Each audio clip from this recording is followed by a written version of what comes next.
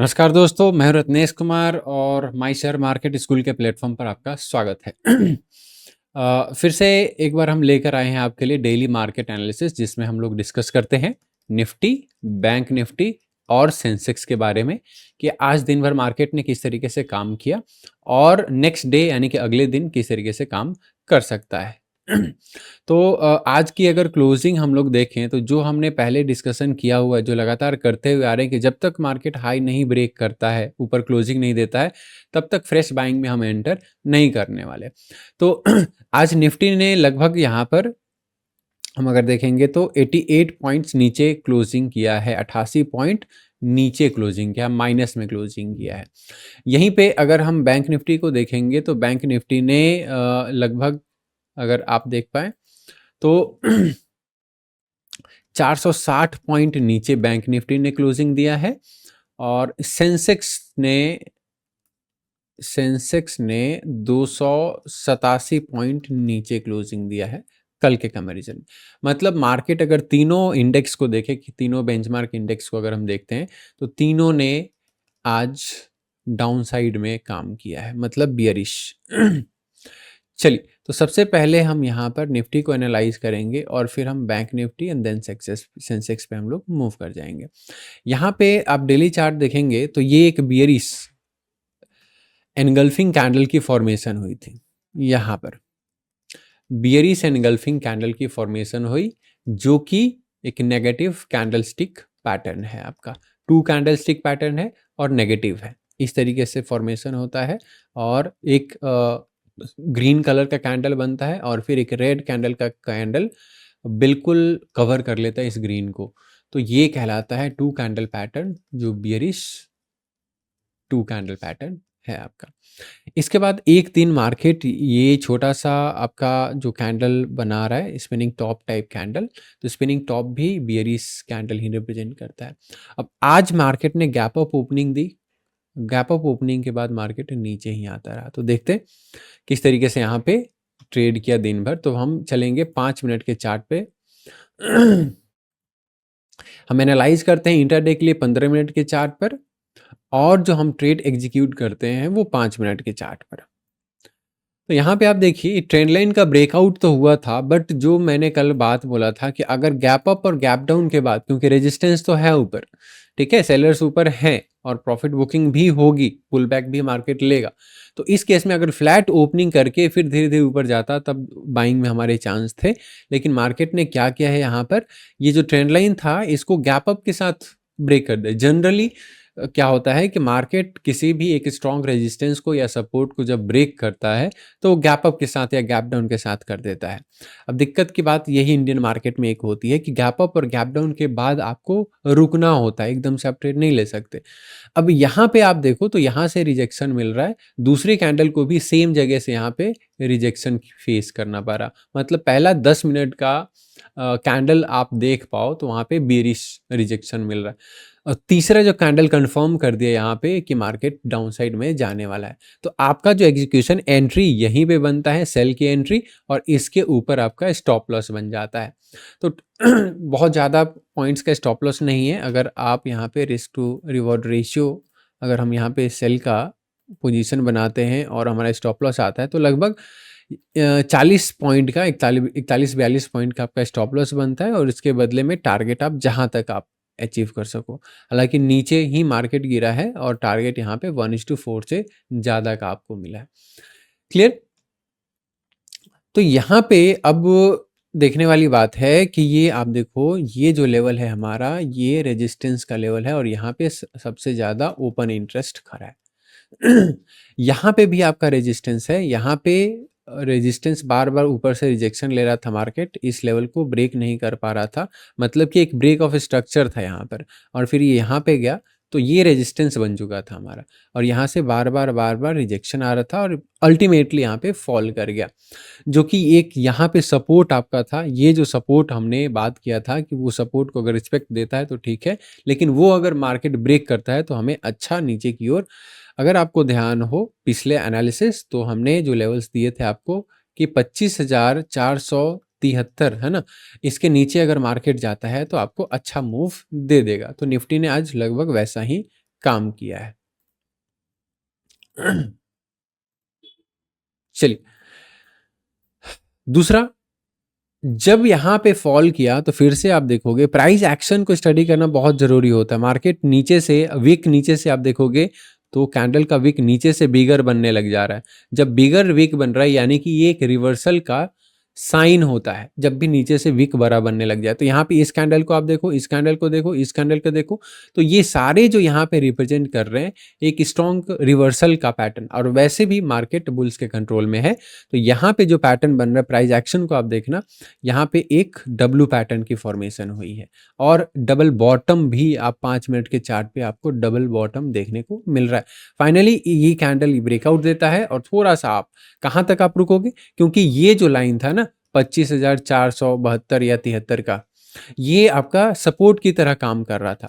अब क्या हो गया, क्योंकि ये ब्रेक हो गया काफ़ी देर तक, काफ़ी टाइम तक यहाँ पे लगभग 1 से 1.5 घंटा यहाँ पे मार्केट ने टाइम बिताया है और तब जाकर नीचे की ओर ब्रेक किया, तभी ये अच्छी मूवमेंट नीचे डाउन साइड का मिला है।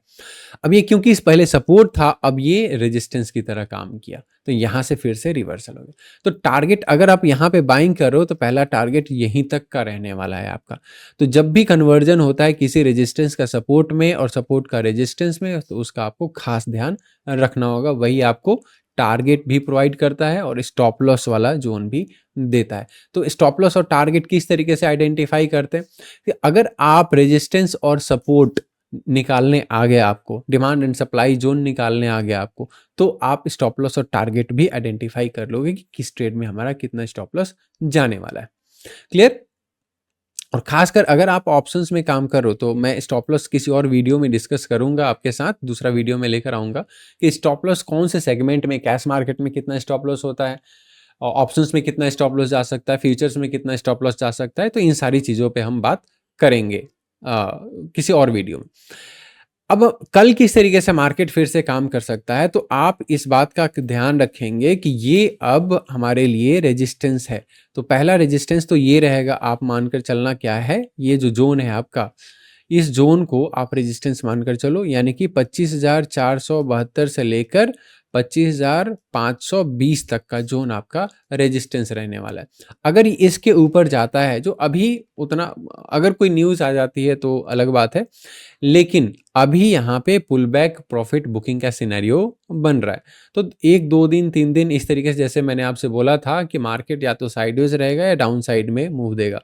ऊपर तभी वो मार्केट जाएगा यदि हाई को ब्रेक करता है, जो रिसेंट स्विंग हाई लगा है उसको अगर ब्रेक करता है तभी मार्केट के ऊपर जाने का चांस है। तो अगर आप बाइंग करते हो, इसके फ्लैट ओपनिंग होती है, इसके ऊपर मार्केट निकलता है, इसके ऊपर मार्केट निकलता है, तो आपका टारगेट पहला आएगा 25,560 का और फिर आएगा 25,600 का। तो ये कब होगा, अगर मार्केट यहाँ पे लगभग फ्लैट ओपनिंग दे, ऊपर की ओर जाए, तो यहाँ पे भी आपको डबल पैटर्न बनता हुआ दिखाई देगा। मतलब अगर एन इस तरीके से बनता हुआ दिखाई दे तभी वहाँ पे आप एंटर करेंगे। तो ये पहला टारगेट रहेगा 25,560 और दूसरा टारगेट आपका रहेगा 25,600 का।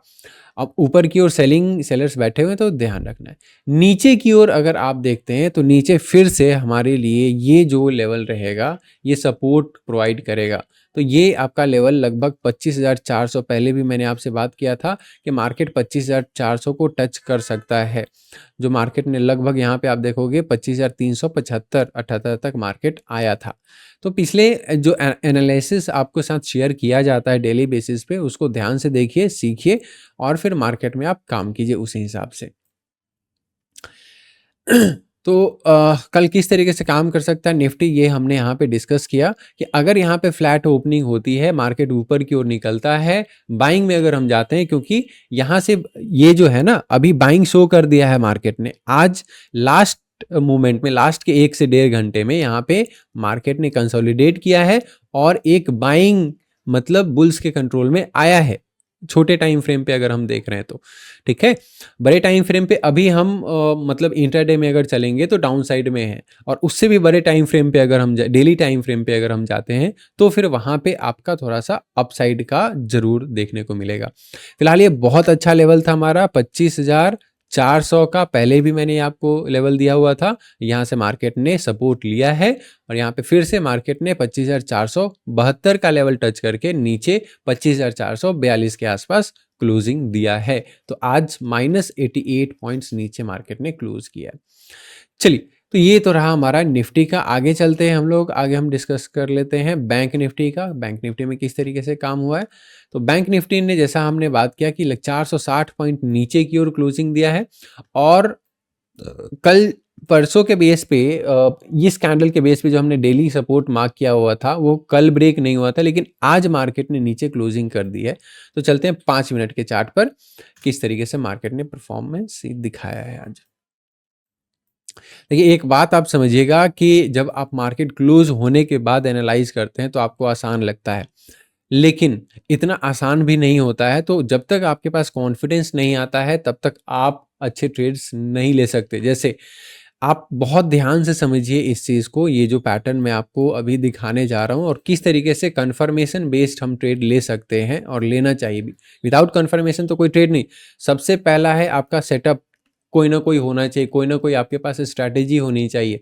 दूसरी चीज़, उस स्ट्रैटेजी को आपको रिलीजियसली फॉलो करना है, ठीक है, प्रैक्टिस करना है। कम से कम आपको 5 से 6 महीने कोई स्ट्रैटेजी को टेस्ट करना होता है, बैक टेस्ट करना होता है, प्रैक्टिस करना होता है डेमो अकाउंट से, पेपर ट्रेडिंग के थ्रू, तब जाकर आपको उस स्ट्रैटेजी पे कॉन्फिडेंस आता है।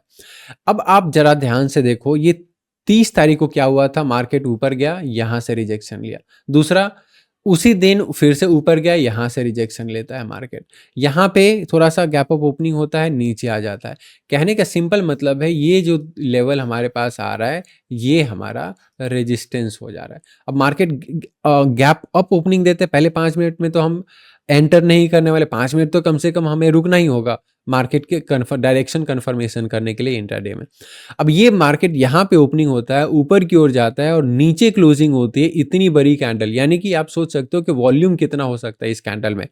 तो ये कैंडल हमें बता देता है कि थोड़ा सा और वीक बड़ा होता तो एकदम परफेक्ट शूटिंग स्टार कैंडल ये आपका बन जाता। शूटिंग स्टार कैंडल जो बियरिश कैंडलस्टिक पैटर्न है।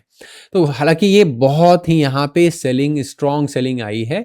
ये रेजिस्टेंस हम कल भी बात की, 30 तारीख को भी हमने बात किया था, कल भी 1 तारीख को भी बात किया था और आज के लिए भी हमने डिस्कशन किया था कि अगर मार्केट गैप अप ओपनिंग देता है, हमेशा मैं आपसे बोलता हूँ, तो वहां पे आपको क्या करना है, पहले वेट करना है कम से कम 5 से 10 मिनट, 20 मिनट, 25 मिनट, ताकि डायरेक्शन क्लियर हो जाए।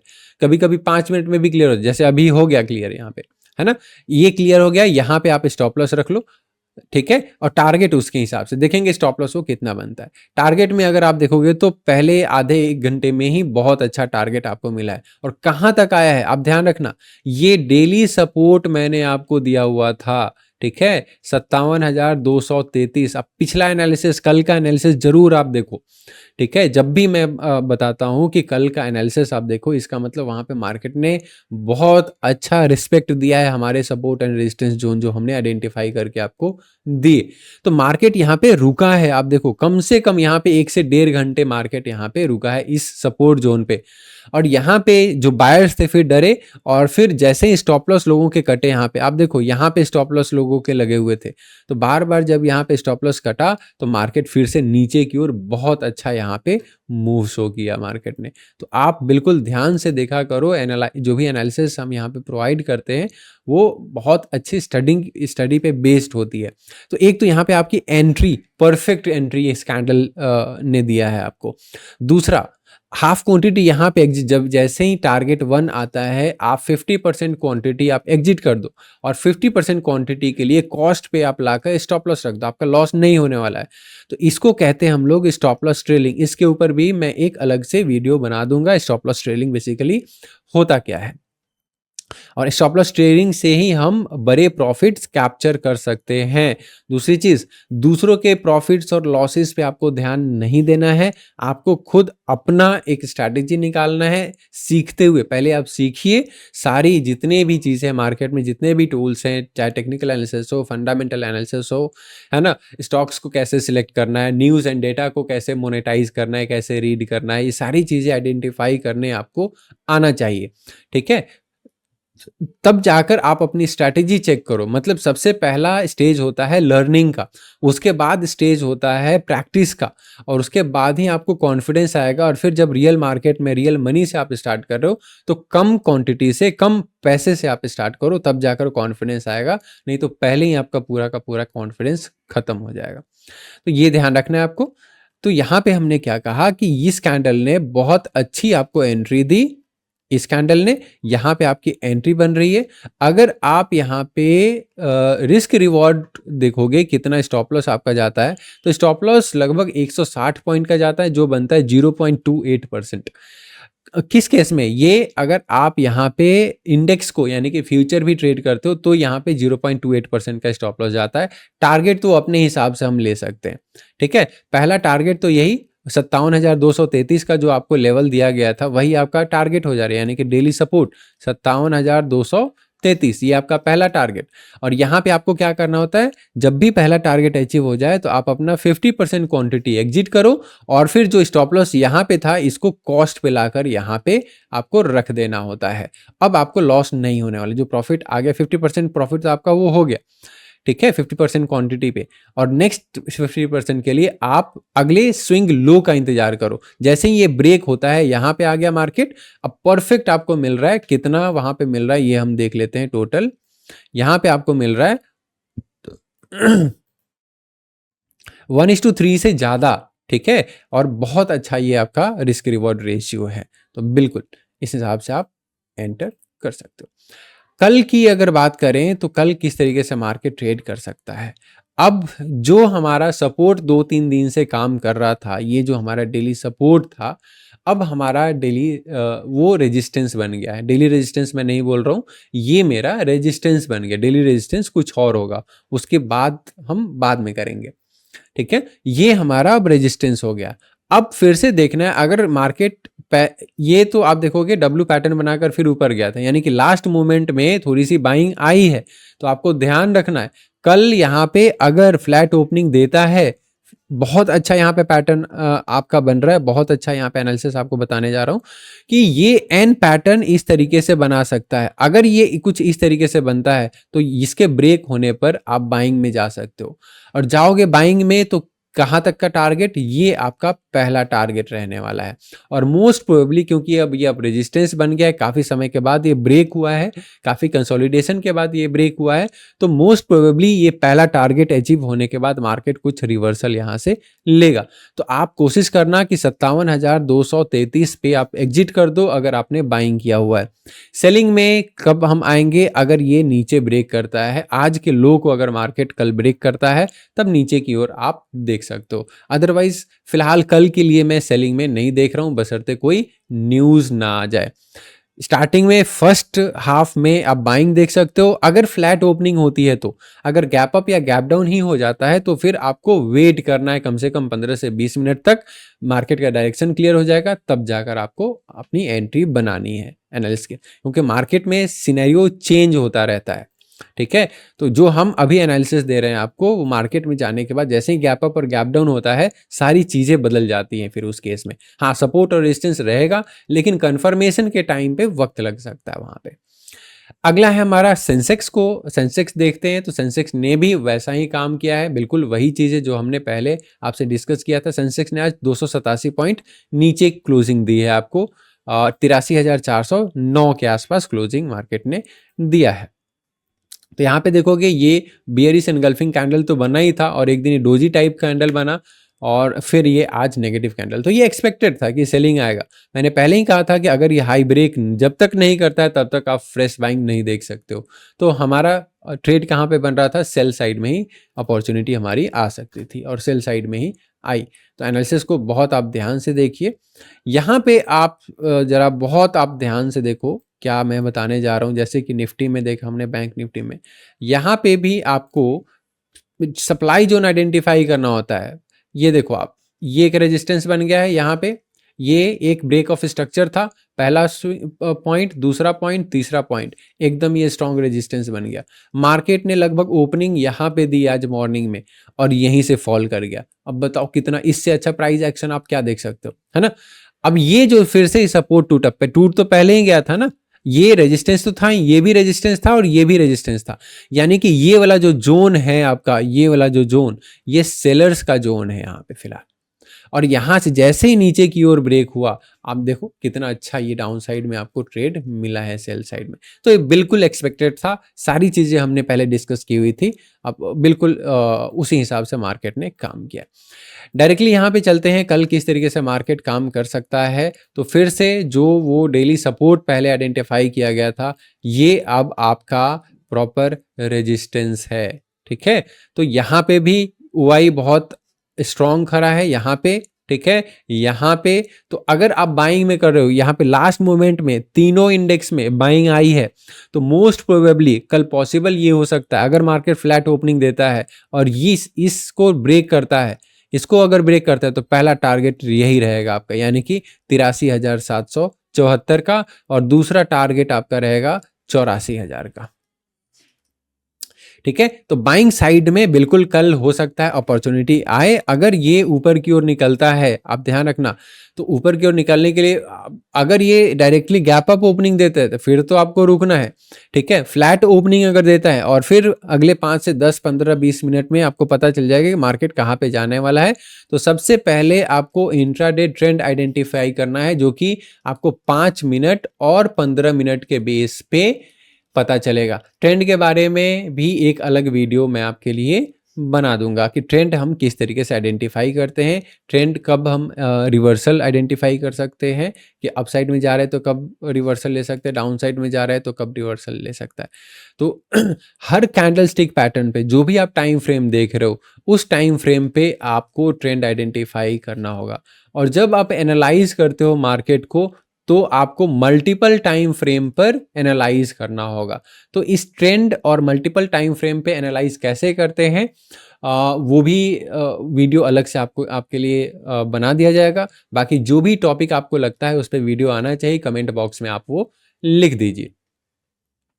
तो ये रहा हमारा निफ्टी, बैंक निफ्टी और सेंसेक्स का डेली मार्केट एनालिसिस।